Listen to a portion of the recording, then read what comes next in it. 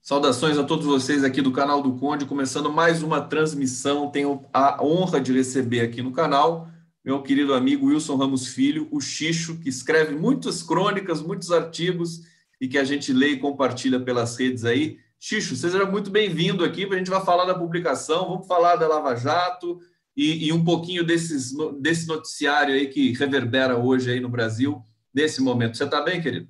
Então, pelo menos assim nós matamos a saudade, né? Não temos tido oportunidade de falarmos pessoalmente, mas por aqui a gente vai conversando.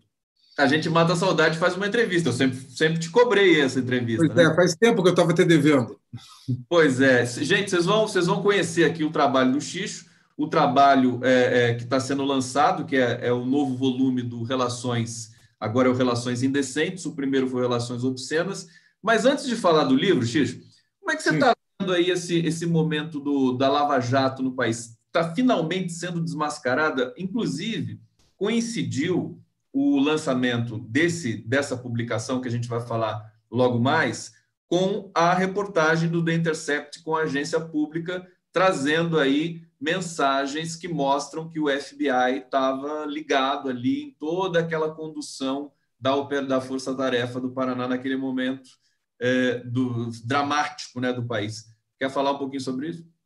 Então, na verdade, o que nós estamos assistindo é uma guerra de facções. Assim como a gente vê, às vezes, nas comunidades pobres, uma guerra entre o PCC e o Comando Vermelho, coisa assim, o que nós estamos vendo é duas facções dentro do Ministério Público Federal brigando. A ala morista, ou lavajatista, de um lado, a ala mais ideológica, mais bolsonarista, de outro lado. Essa briga é interessante, esse pugilato que nós estamos assistindo é interessante para, de uma vez por todas, deixar claro todos os desmandos da Lava Jato e o papel da Lava Jato na destruição da institucionalidade democrática no Brasil.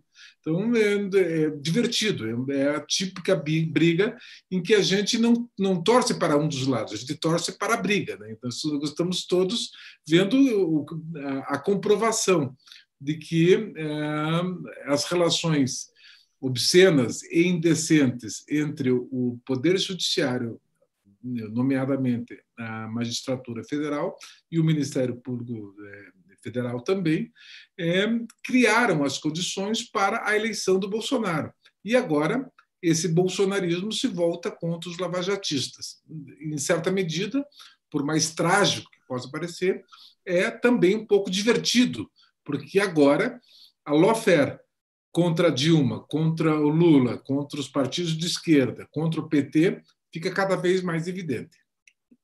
Cada vez mais evidente. O Wilson Ramos Filho, Xixo, você é um crítico contumaz do Ministério Público, enfim, várias vezes tive a oportunidade de ver suas críticas consistentes ao Ministério Público, e você fala dessas facções, quer dizer, existe uma ala que seja republicana no Ministério Público? Que é difícil, né? Na verdade, o Ministério Público, quando surgiu, quando teve essa institucionalidade que brota da Constituição de 88, era um lugar absolutamente sedutor para diversos jovens. Eu tenho muitos ex-alunos que estudaram e se tornaram procuradores da República, e era uma profissão, uma atividade fascinante. A possibilidade de, por intermédio do Ministério Público, consertar muita coisa errada que tinha no país. Então, muitos procuradores desenvolveram um trabalho lindo durante muito tempo. Diversos, eu devo ter tido, sem dúvida, mais de 100 orientandos de trabalhos de maestria na Espanha, ou de mestrado e doutorado aqui no Brasil, que eram procuradores da República. Tenho dezenas de amigos no Ministério Público Federal. Ocorre que, desde que a Lava Jato começou, o Ministério Público foi mudando de caráter. E as pessoas mais antigas, as pessoas que entraram lá no início da década de 90, já por conta da idade, já por pouco também por conta de um certo desencanto, desalento com o que estava se transformando a instituição, foram, na medida do possível, se aposentando. Então, eu tenho talvez umas 2 ou 3 dezenas de amigos, professores renomados e também ex-alunos que, na primeira oportunidade, saíram, não aguentaram mais ficar no Ministério Público Federal. Pediram para sair. Pediram para sair, quer dizer, saíram por conta disso. Outros foram para outros órgãos, outros, mas para contar o tempo para poder se aposentar. Nós estamos falando de um universo de mais ou menos 1.500 procuradores federais. Todos integram o que eu vinha chamando de direita concursada? Certamente que não. Mas há alguns procuradores que ainda mantêm a seriedade, os compromissos republicanos, claro que sim. Mas talvez o número é irrelevante, tendo visto o resto. É minoria, expressiva minoria, aqueles que mantêm o compromisso com aquele Ministério Público tal qual foi desenhado pela Constituição de 88. Xixo, dá para prever mais ou menos o desfecho dessa guerra de facções, então, que está acontecendo no Ministério Público? Quer dizer, isso pode, inclusive, levar ao esgarçamento da instituição em definitivo, né? Como é que você vê essa... Ou uma depuração, né? Ou uma depuração. Uma depuração. Quer dizer, o problema é que esses desmandos... Uma das questões que certamente todos já se puseram é por que tanta desfaçatez? Por que tantas ilegalidades? Por que tantas irregularidades foram cometidas? Certamente porque imaginavam ser intocáveis, que estavam protegidos, seja pela leniência do Supremo, seja pela leniência do procurador-geral, dos procuradores gerais, desde a época do Janot, seja por conta da proteção que a mídia, nomeadamente a Globo, faz na defesa dos lavajatistas e dessa proposta política. A Lava Jato hoje é um partido político. Então, a defesa dessa linha lavajatista fez com que eles perdessem o pudor. Então, fizeram de tudo, desde ilegalidades, desde divulgar áudios, desde vazar seletivamente para a imprensa aquilo que eles queriam, desde acobertar aliados que, eventualmente, não é melhor não mexer. Vocês lembram do Vaza Jato? Não vamos mexer com FHC, né? Tem essa história. A própria The Intercept, num dos vazamentos, coloca um diálogo do Moro com os procuradores da Lava Jato no Paraná, dizendo: é melhor não mexer com isso porque são nossos aliados. Então, foram absolutamente seletivos nisso e com a certeza da impunidade. Agora, o Ministério Público tem a possibilidade de depurar, realmente expurgar do Ministério Público, exonerar todos esses que cometeram ilegalidades. Mas isso fere interesses corporativos. Logo depois da visita da coordenadora nacional da Lava Jato ao Paraná, 3 dos procuradores que estão lá em Brasília pediram para sair. Pediram para sair por quê? Porque não querem passar pelo papel de apontar as irregularidades dos seus colegas. E eles sabem que existem.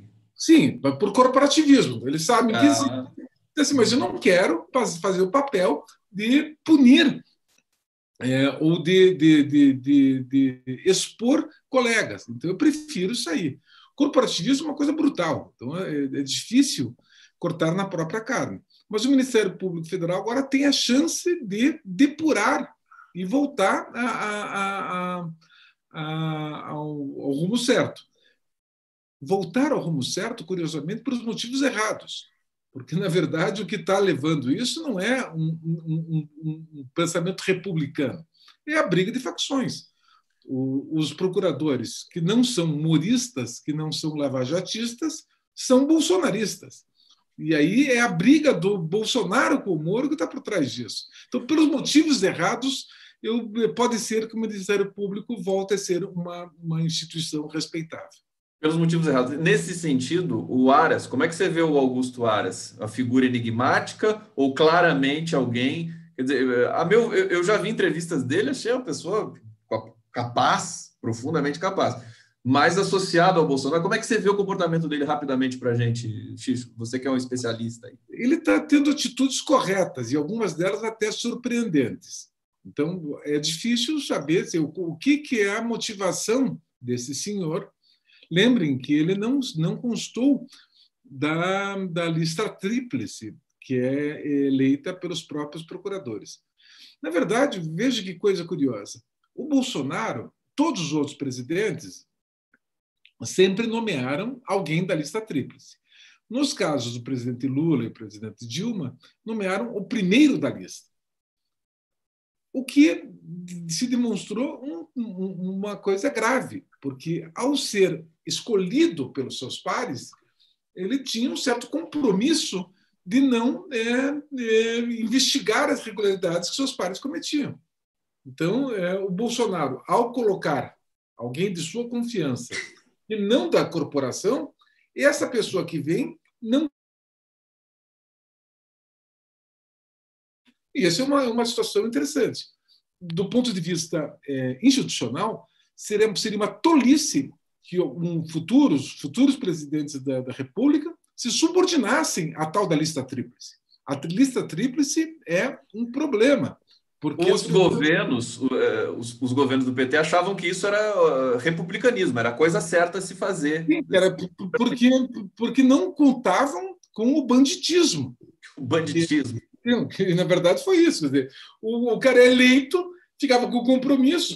Eu votei em você, eu te apoiei para você ser procurador, então não veio feder na minha vida. Então, isso é um problema. Quer dizer, daqui para frente, pelo menos esse mérito teremos, de que, a não ser que um futuro presidente seja profundamente tolo, que faça isso. E há várias questões, como que o PT, que os governos de centro-esquerda, e mesmo o governo do Fernando Henrique Cardoso, fizeram, como, por exemplo, autonomia financeira. Autonomia financeira para que os tribunais ou para que a Procuradoria faça a gestão dos seus recursos. Isso é um problema, porque essas pessoas eles são insaciáveis. A voracidade com que essa gente vai no dinheiro público é brutal. Então, enfim, desde pequenas sinecuras até privilégios que seriam inaceitáveis por qualquer aspecto que você queira. Xixo, deixa eu aproveitar a sua presença aqui. A gente está aqui para falar da publicação do livro, mas ainda dá tempo da gente tratar de outros temas, inclusive temas que você trata com muita competência. Por exemplo, o direito concurseiro. Explica para o nosso público aqui que está acompanhando o que é isso. Da onde que vem esse conceito e como é que ele se consolidou aí nesses últimos anos no Brasil? Na verdade, isso perto de uma pesquisa que veio desenvolvendo e eu tentava entender o que aconteceu que transformou agentes públicos em agentes de destruição das políticas públicas. O que mudou? E aí, ao estudar isso, vendo desde a origem de classe, a época em que fez concurso, como concursos muito difíceis, muito concorridos, e como é que essas pessoas que são profundamente antipopulares, que são os atuais ocupantes de vários cargos da administração pública, da alta administração pública, se transformaram em pessoas que apoiam ideais que se aproximam muito dos ideais da extrema-direita. O que aconteceu nisso? Com a proliferação de cursos jurídicos, 1.700 cursos de direito no Brasil inteiro, cada vez mais pessoas chegando para poder ter acesso à universidade, por várias razões. E, inclusive, com políticas de cotas para que pessoas pobres, ou pessoas negras, ou pessoas indígenas, ou pessoas de minorias pudessem chegar ao ensino público.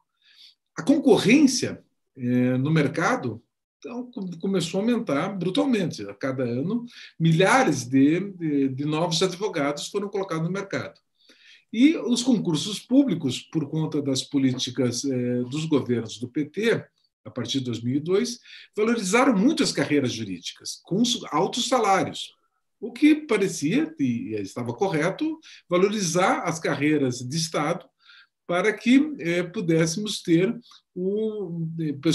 profissionais altamente qualificados nessas posições. O problema é que, como esses concursos ficaram muito concorridos, milhares de inscritos para poucas vagas, eu mesmo participei de alguns concursos para a magistratura do trabalho e via assim, 5.000 inscritos e, no final, tinha 17 vagas e só conseguimos aprovar 3 ou 4 ou 5. O concurso que eu participei, que teve a maior aprovação, foi de 11 aprovados, quando já tinha número maior de vagas. São concursos muito, muito, muito difíceis. Para passar num concurso desse, a pessoa tem que fazer uma preparação. Então, como é que se prepara? Através de cursinhos que vão preparando essas pessoas para fazer o concurso. E o pessoal não passa no primeiro, continua fazendo cursinho, não passa no segundo, etc. Alguns chegaram até a sofisticação de contratar verdadeiros coaches para poder ajudar em cada fase do concurso, para treinar as pessoas para responder o que a banca queria ouvir. Então, eram pessoas que se preparavam para passar no concurso público. Então, não se expunham no concurso, principalmente nas últimas fases, dizendo o que realmente pensavam, mas aquilo que a banca queria ouvir. Para passar no concurso público, não dava. O grupo de pessoas que foi aprovada não era aquelas pessoas que estavam trabalhando como advogados durante o dia e à noite estudavam para concurso. Eram pessoas que se dedicavam full time ao estudo para os concursos. Então, quem que pôde ter essa possibilidade de estudar o tempo inteiro para concurso?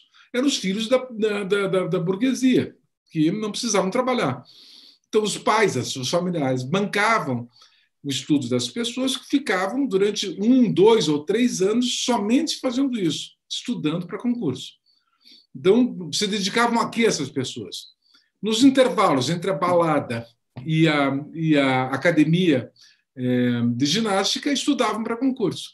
Isso selecionou um extrato social absolutamente elitista. E essas pessoas que ocuparam, não todas, mas majoritariamente, os cargos a partir de 2002. A esse grupo, teoricamente, nos meus estudos, eu chamo de direita concursada.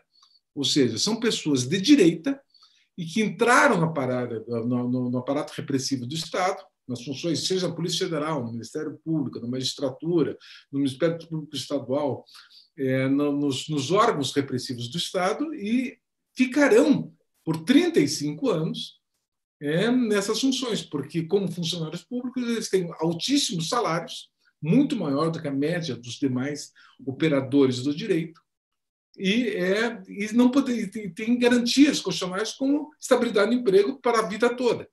Então, essas pessoas causarão problemas para a democracia brasileira durante décadas. Uma instituição que deveria ser um dos pilares da democracia, que é o Ministério Público, acaba tendo um efeito contrário, né? Não só o Ministério Público, a magistratura federal, a magistratura estadual, os ministérios públicos estaduais, as polícias civis, as polícias militares, a Polícia Federal, são órgãos que selecionaram nesse extrato social pessoas que só têm compromisso com seus interesses de classe, com seus interesses de classe da alta burguesia, e com compromissos ideológicos evidentes. Então, não é por acaso que eles perseguem tanto os setores populares. Perfeitamente. Wilson Ramos Filho aqui no canal do Conde para vocês. Deixa eu ir para o bate-papo um pouquinho. Daqui a pouco está chegando a hora da gente falar do livro, da publicação que o Xuxa vai apresentar para a gente aqui. Simone Maria de Souza. Ô, Conde, eu não te sigo, te persigo. Obrigado, querida, aqui, todos presentes aqui, pessoal no bate-papo. Ana Calabria dizendo que o feitiço virou contra o feiticeiro. Fátima Barbosa, estou torcendo pela briga. José Luiz Saavedra, dizendo boa tarde, Wilson, tudo de bom para você. Pedro Lemos, melhor entrevistador, Conde, obrigado. Ana Calabria dizendo que visão institucional ampla, que não havia refletido sobre a PGR e a Vaza Jato. Por motivações escusas, ante as partes, a briga está se dando. Está meio truncado aqui. Ou seja, se correr o bicho pega, se ficar o bicho come.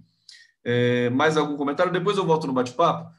Xixo, queria que você falasse um pouquinho. Você falou dos seus orientandos, das pessoas, dos seus amigos, foram do Ministério Público e tal. Você orientou praticamente 100 candidatos e tal, trabalhos. Fala rapidamente da sua questão acadêmica, da sua função acadêmica. Você é professor nesse momento, você dá aulas, você orienta. Nesse momento, eu estou somente como pesquisador no Instituto DECLATA, Instituto de Defesa da Classe Trabalhadora, e atuo como pesquisador também em alguns grupos de pesquisa espalhados pelo Brasil e alguns até no exterior.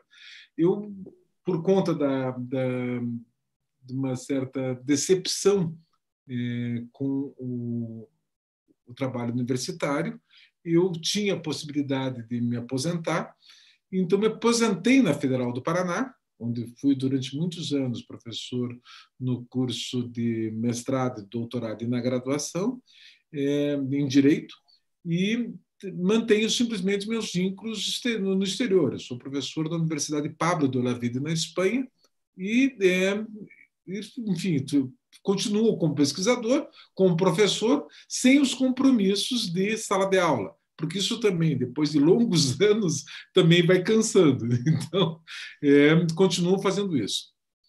E como presidente do Instituto DECLATA, nesse momento? Sim. O Instituto foi uma criação já preparatória da aposentadoria. Eu deixaria de ter o compromisso docente de sala de aula, de 3 ou 4 noites por semana, dezenas de orientandos, atendimento a alunos, etc. E disse, bom, não vou, tenho muita energia ainda, preciso me dedicar a alguma coisa. Então, com os colegas advogados que me acompanharam a vida toda, criamos um Instituto de Defesa da Classe Trabalhadora e desde então eu venho me dedicando a isso, fundamentalmente na área editorial, com os livros que nós, desde 2016, temos publicado. Muitas publicações vocês têm, e sim, agora, em função da quarentena, também muitas publicações digitais. Xixo, deixa eu te perguntar, o que você achou da greve dos entregadores de aplicativo ontem? Eu lamentei que em Curitiba, onde eu vivo, não teve, porque eu estava querendo ir lá, né? O Francisco, meu filho, está aqui comigo, e aí ele também queria fotografar, mas aqui em Curitiba não houve mobilização. Francisco Proner Ramos, que é o filho do Xixo, um dos melhores fotógrafos do país, já fez fotos espetaculares, inclusive aquela em que o Lula está se dirigindo para Curitiba e depois quando ele volta também, né, da prisão política. Diga, Xixo. Na verdade, o capitalismo tem essas características, né? Tinha um velhinho barbudo que dizia que o capitalismo engendra os germes da sua própria destruição. E o capitalismo brasileiro tem essa característica, né? Desde do golpe de 2016, foram feitas diversas reformas ou deformas na legislação, destruição de políticas públicas, de destruição dos direitos sociais, e fazendo desaparecer as mediações que ocultavam o caráter de classe do Estado brasileiro, do direito brasileiro, no sentido de opressão e da exploração do trabalho urbano. Isso criou o que alguns teóricos chamam de precariado, uma classe trabalhadora sem direitos, entre eles os trabalhadores em aplicativos, e que, por não terem direitos nenhum, o capitalismo achava que podia não pagar nada, podia não ter compromisso nenhum com esses trabalhadores. Mas isso é mero desejo, porque a luta de classes continua existindo, e esses trabalhadores, a cada período histórico, se rebelam e exigem respeito às suas condições como trabalhadores. Então, eu fiquei muito feliz com a greve e espero que venham outras. Muito bom, que bom te ouvir, Xixo, nesse sentido. Deixa eu só colocar aqui rapidamente para o pessoal conhecer talento do seu filho, do Francisco Proner Ramos. Essa é a foto que ele fez na saída do Lula da prisão política de Curitiba. Não, na entrada. Essa é na entrada? Essa é na entrada. Essa é quando ele foi preso. Porque a data aqui da minha postagem está 27 de setembro de... Pode ser que eu esteja me confundindo. Não, mas porque elas são muito parecidas. Elas são muito parecidas. Mas, enfim, é uma obra que já está iconográfica. Já. Xixi, eu vou colocar o vídeo promocional, o vídeo de divulgação do livro, para a gente degustar aqui. Depois a gente fala só dessa publicação que é tão importante. Deixa eu só colocar o som aqui. Vamos lá. Abrindo aqui.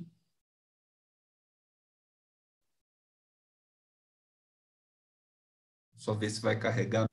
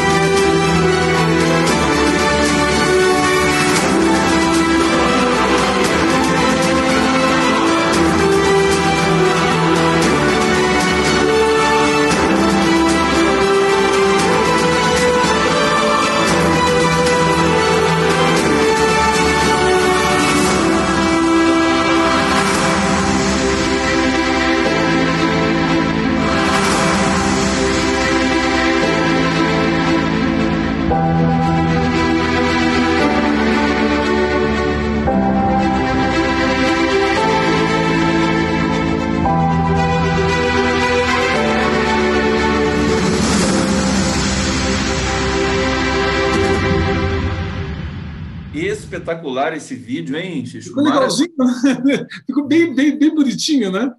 Espero que seja motivador para as pessoas querendo conhecer o conteúdo do livro, que está para download gratuito, ou seja, não precisa comprar o livro, é só baixar e ler. Perfeitamente. Então, eu já passo para você para contar um pouco dessa publicação. Enquanto você for falando, eu vou trazer o site do Declatra, onde tem a apresentação do livro. Tem essa capa maravilhosa, que é o rosto do Bolsonaro e do Moro, é isso? Isso. É uma coisa, enfim, para mostrar, né, a essência, digamos, ali das reflexões que estão no livro.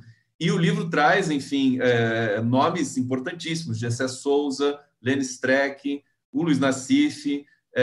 Eu queria que você fale um pouco para a gente, então, Xixi, as pessoas já estão perguntando aqui, onde é que eu baixo? Eu coloquei o link para você baixar o livro, para você ir para o Instituto Declatra e ser direcionado para o download do livro. Passo para você, Wilson Ramos Filho, dizer dessa publicação tão importante nesse momento. Quando começaram as revelações da Vaza Jato, ou seja, aquelas conversas entre o Ministério Público Federal, os procuradores de Curitiba com o Moro, que estavam no Telegram e, enfim, foram vazadas essas histórias, nós pedimos para alguns intelectuais da mais alta qualidade para escreverem sobre o que estava sendo divulgado. Acho que você escreveu também, né, Conde? No primeiro volume eu participei, tive a honra de participar, claro. Você participou. Pedimos para alguns intelectuais que escrevessem sobre isso. E vieram muitos artigos. E aí, como ele era físico, ficava muito grande o livro para fazer uma única publicação. Aí nós decidimos que pegaríamos os primeiros que chegaram e lançamos um volume chamado Relações Obscenas, e esse livro teve um relativo sucesso. Foram vendidos mais de 3.000 exemplares. E também está para download gratuito no site do Instituto Declatra. Depois disso, tinha mais alguns artigos que estavam vindo e ficamos esperando para a publicação logo em seguida. Mas essa coisa do Brasil, tanta coisa acontecendo tão rápido, nós ficamos, bom, vamos esperar ver se o Intercept vai lançar mais algumas coisas. Vocês vão se lembrar que, a cada momento, havia uma certa ansiedade. Bom, qual será o próximo vazamento? O The Intercept tinha feito uma parceria com outros órgãos de comunicação, entre eles a Folha, o UOL, etc. E nós estamos pensando, vai sair mais alguma coisa. E foram passando-se os meses e aquilo que era a nossa expectativa de que mais revelações fossem dadas a conhecer, não vieram. E nós pensamos, bom, vamos esperar para ver se tem algum gancho para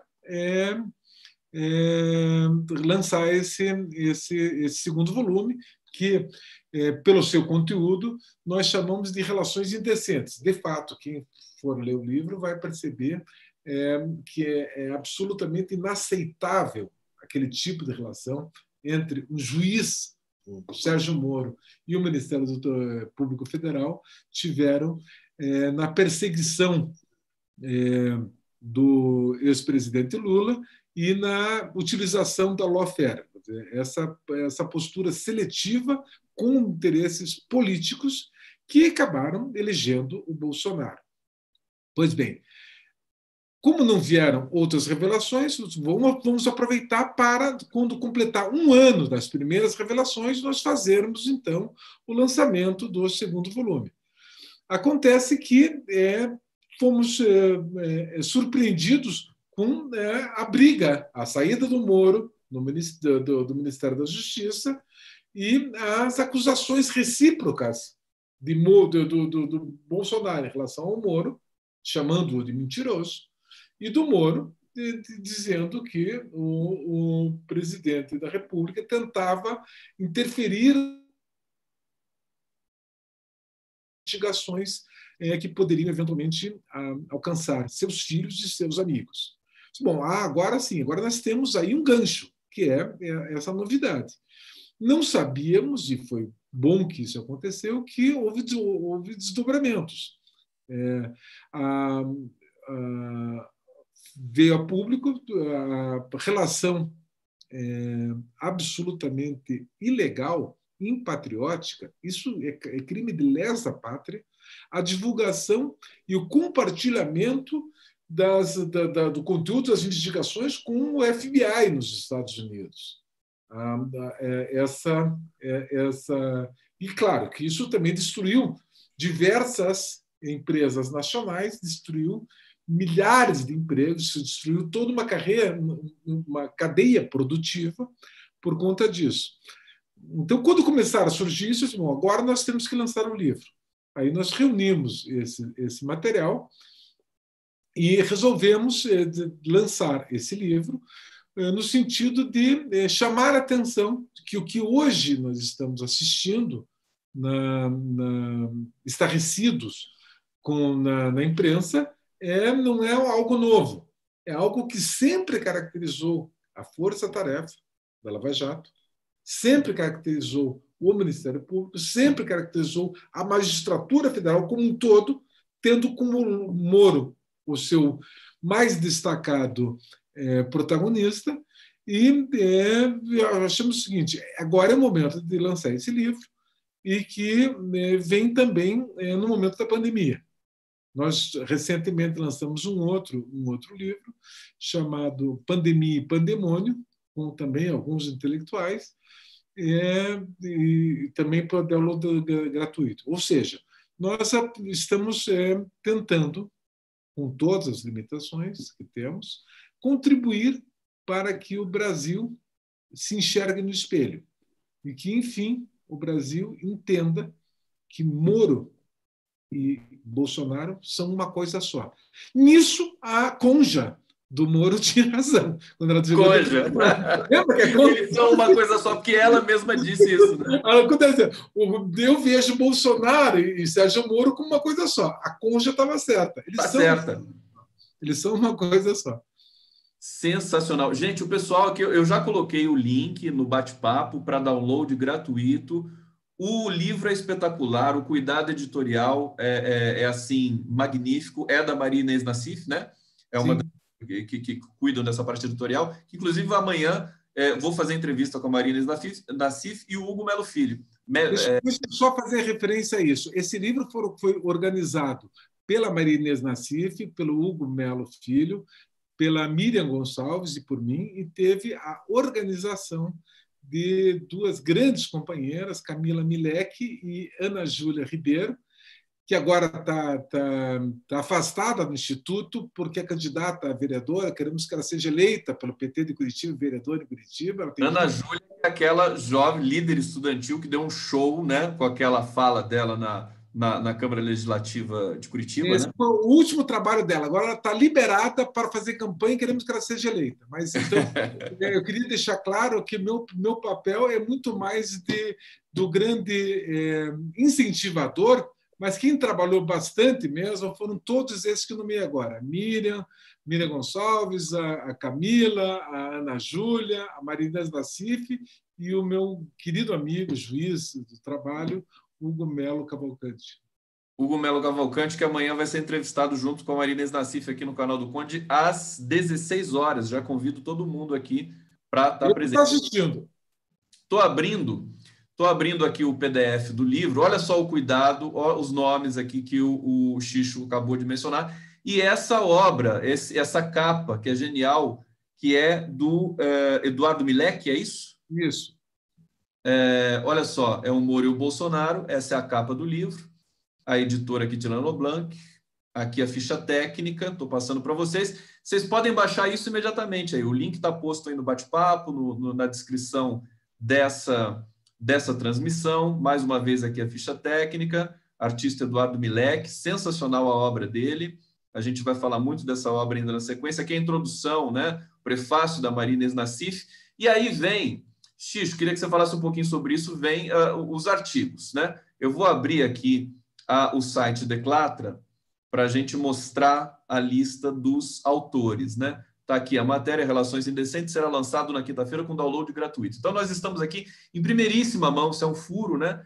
Trazendo download gratuito para todo o país, para todo mundo, pode ser baixado em qualquer lugar do mundo, pela internet, e são 190 páginas. E aqui a lista de autores: Gessé Souza, Eugênia Gonzaga, Luiz Nassif, Pedro Pulsato, Peruso. Fala um pouquinho dos autores para a gente.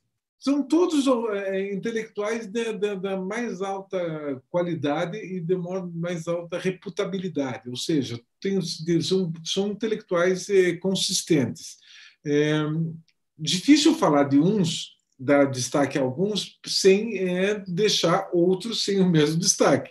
Mas seguramente, pela mera lista de todos os autores que aí estão, já se dá para ter uma ideia do conteúdo da obra. Eu gosto muito nas publicações do Instituto, nós tomamos um cuidado, nem sempre nós conseguimos, mas nós sempre convidamos para escrever homens e mulheres em mesmo número. Nem sempre no final fica igual, porque, às vezes, homens que se comprometeram não entregam, ou mulheres que se comprometeram a entregar no prazo assignado não fazem o protocolo disso. Mas, de qualquer forma, há um cuidado de que seja sempre que haja paridade de gênero. Uma segunda preocupação que nós temos é não deixar um livro que não retrate o colorido da população brasileira. Então, sempre convidamos intelectuais negros ou negras para escrever no livro. Também cuidamos com a presença sempre da diversidade de gênero. Ou seja, nós tomamos o cuidado editorial de, ao juntar um livro que seja coletivo, pessoas mais velhas, pessoas mais novas, ou seja, para que se componha um mosaico com o que pode ter de melhor na intelectualidade de esquerda brasileira. parece que está claro isso, mas não tenho dúvida, nenhuma publicação do Instituto de Defesa da Classe Trabalhadora será plural no sentido de dar voz aos fascistas. Nós temos lado. Como nós temos lado, somos plurais no campo da esquerda democrática. Gente ligada a vários partidos políticos, temos sempre pessoas ligadas ao PSOL, ao PCdoB, ao PT, a outras organizações menores, mas sempre do lado da esquerda. Ou seja, nós temos lado e temos identidade ideológica. Xixo, me parece que essas publicações, dado também a excelência dos autores, né, a competência deles, vai se tornando, quer dizer, eu acho que essa narrativa passou a ser a narrativa dominante nesse momento, ainda que a elite brasileira seja uma elite que a gente sofre muito com ela, negacionista, tem vários aspectos. E a gente vê, quer dizer, começa a cair esse castelo de carta da Lava Jato. E sabe uma coisa que me chamou muita atenção nessa publicação específica, Xixo? Eu só abri aqui para você. Essa compartimentação aqui, esses trechos, né, esses blocos, uma elite cruel. Aí tem o artigo do Gessé Souza, da Eugênia Gonzaga, do Luiz Nassif, e da dupla aqui, Pedro Pulsato e Vinícius Gomes. Depois, a subversão do direito, o Lenny Streck, não vou citar todos os nomes aqui para a gente poder ir mais rápido e passar para você, Xixo. O poder de destruir um país, o poder de destruir as pessoas, a aliança com a mídia, o uso da religião. Tá muito bom isso. Eu fiquei quase emocionado, porque o mérito é todo da Marinês Nassif. Então parabéns para a Marinês. Realmente, ela é o máximo. Nós amamos a Marinês Nassif. Amanhã, quando ela falar com vocês às 4h da tarde, vocês vão ver que eu tenho razão. Então, imperdível, então, amanhã o papo, hein? Ela é absolutamente apaixonante. Agora é isso, né, Xixo? Quer dizer, a Lava Jato, quer dizer, destruiu pessoas, destruiu economia, destruiu instituições, e está destruindo a si própria agora. Destruiu o futuro do Brasil. Na verdade, enfim, o bolsonarismo, essa também é um papo que nós podemos ter em outra oportunidade. O que é o bolsonarismo? Eu sempre chamo o bolsonarismo de um monstro de 5 patas. E é um monstro desajeitado, atrapalhado, se atrapalha com as suas patas, não consegue caminhar para lugar nenhum, porque é disfuncional. Mas uma das patas é a direita concursada. Outra das patas é o aparato repressivo, que vai desde o exército, passando pelas polícias, passando pelas guardas municipais, para chegar às milícias paraestatais, paramilitares nas comunidades pobres, etc. Esse grupo de pessoas de extrema direita punitivista. O mercado, as religiões, e aí não dá para a gente ser crentofóbico, não são só as igrejas evangélicas, são várias religiões que acabaram participando da construção de uma maneira de existir, que é a maneira Bolsonaro de existir, uma maneira de existir em sociedade, que é uma sociedade horrorosa, que ninguém quer viver numa sociedade em que essas pessoas estejam no comando. O Brasil já tinha muitas dificuldades, menos o governo de esquerda, tinha muita coisa a ser construída, tinha muita coisa a ser melhorada. O projeto que nós estamos experimentando no Brasil hoje é um horror. Eu fico imaginando, meus filhos, o Francisco tem 20 anos, a Bárbara tem 19. Eu convivi com os meus alunos a vida inteira. Que sociedade é essa? Como viver numa sociedade careta, escrota, discriminatória, displicente, egoísta, destruidora do meio ambiente? É uma sociedade que tem a cara do bolsonarismo, tem a cara do Bolsonaro, tem a cara do Moro, tem a cara da Lava Jato, tem a cara desses pastores e desses padres que se utilizam da religião para benefício próprio. Tem a cara dos empresários que só querem explorar a classe trabalhadora. Tem a cara do aparato repressivo que tem raiva de pobre e que só quer defender o patrimônio dos mais ricos e seus próprios privilégios. Essa sociedade que está sendo construída é uma sociedade que ninguém tem vontade de viver nela. Então, esse acho que é um tema bastante. Quem sabe um dia a gente bate um papo sobre isso. O que é a maneira Bolsonaro de existir em sociedade? E eu quero destacar que você sempre escreve sobre isso, seus artigos que são maravilhosos, eu compartilho, publico no blog, no 247, no Facebook, o Xixo está sempre escrevendo sobre isso. Aliás, a gente precisa até organizar isso uma hora também, para publicar também no livro digital, no livro, né? Lembra que tinha esse projeto? Né? Eu sou muito pudento nessas coisas. Muito vergonha de reunir as minhas... Prefiro convidar os amigos para escrever. Gente, o pessoal adorou aqui, estão já fazendo o download aqui, o público chegou forte, tem gente querendo o vídeo, que o vídeo da divulgação do livro ficou realmente belíssimo. Depois eu vou publicar no meu YouTube, nas minhas redes. Na minha rede eu publiquei, mas eu vou publicar de novo, porque realmente é impactante, e tem ali os trechos, tem os excertos ali dos autores, Nélica Takimoto, tem gente, tem plural, né, no sentido que você deixou claro. Xixo, eu vou passar para você fazer isso.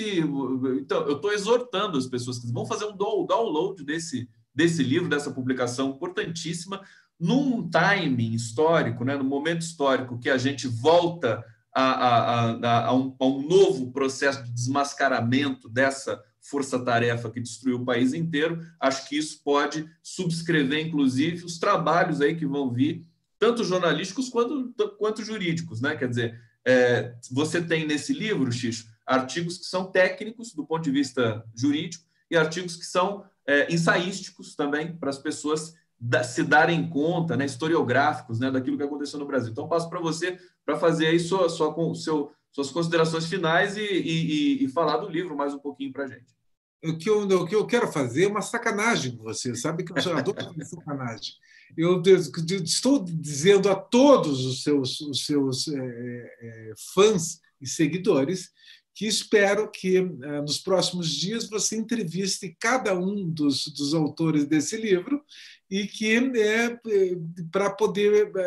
para que os teus seguidores conheçam um pouquinho mais sobre isso que eu tenho denominado como a elite do bem, ou seja, o pensamento ilustrado de esquerda no Brasil, que alguns deles estão nesse livro. Então, espero que você aceite o meu convite, agora reiterado, Está aceito o convite, eu já estou tratando com a Camila Milek da gente fazer isso nos próximos dias, para que aqueles que quiserem conhecer um pouco mais o pensamento desses autores possam desfrutar disso com a tua inteligência e na tua maneira divertida de entrevistar.